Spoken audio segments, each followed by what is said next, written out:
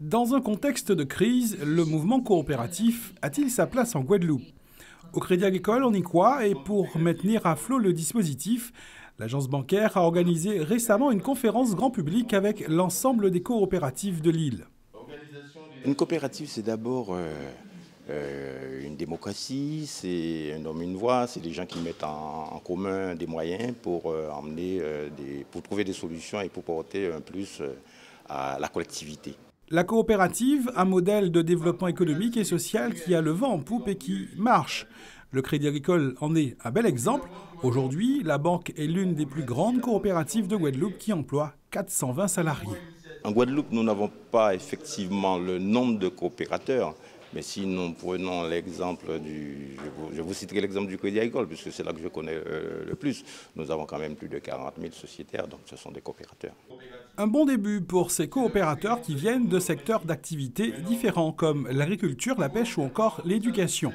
Une façon de promouvoir un nouveau type entrepreneurial qui, pour certains, doit encore faire ses preuves. En Guadeloupe, c'est très difficile à fonctionner, les coopératives, tout simplement.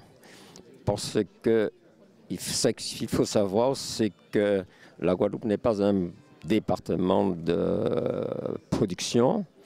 Elle est un département de consommation, ce qui fait qu'on utilise l'esprit coopératif au niveau administratif pour faire croire à la population qu'on fait quelque chose, mais dans l'esprit, il ne faudrait pas que cette coopérative ou que le développement s'organise et réussisse. Le système coopératif permet aux gens de se rassembler, de partager des choses, de faire des choses en commun et d'arriver au but pour le bien-être de la population ou même de l'humanité.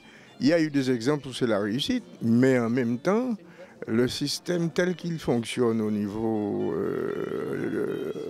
de la planète ne veut pas que le système fonctionne, puisque le système capitaliste est tellement fort qui fait qu'il mange tout. Et il faut être perspicace, il faut être téméraire, il faut être visionnaire quand on est coopérateur. Le mode de gouvernance de la coopérative est basé sur un homme, une voix. Et donc, à ce moment-là, si nous, les Guadeloupéens, nous mettons dans ce principe de fonctionnement, je crois que les coopératives ont beaucoup d'avenir. Un avenir sur lequel l'Organisation des Nations Unies compte bien miser. Elle a décrété par ailleurs 2012 l'année internationale des coopératives. Et pour cause, en France, on recense 21 000 coopératives qui emploient 1 million de salariés.